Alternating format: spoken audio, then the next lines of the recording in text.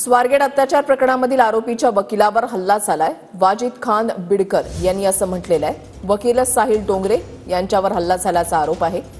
पोलिसांकडून वकिलावरील हल्ल्याच्या आरोपाचं खंडन करण्यात आलंय। वकील साहिल डोंगरेने मद्यप्राशन केलं होतं असं पोलिसांचं म्हणणं आहे। साहिल डोंगरे गाडीवरून पडल्याचा पोलिसांना संशय आहे।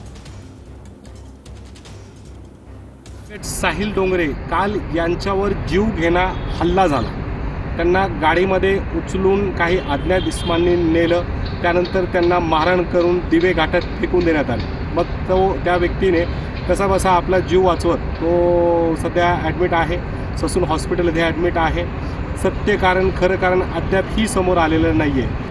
निश्चितच आम्हाला न्याय देतो पूर्ण विश्वास आहे। पोलीस यामध्ये ॲक्शन घेतील। त्यामुळं वकिलांवर जे हमले होत आहेत, ज्या प्रकारे वकिलांसोबत कृत्या केल्या जात आहेत, ॲडव्होकेट ॲक्ट कडक केला गेला पाहिजे आणि वकिलांचे जे कायदे आहेत ते मजबूत केले।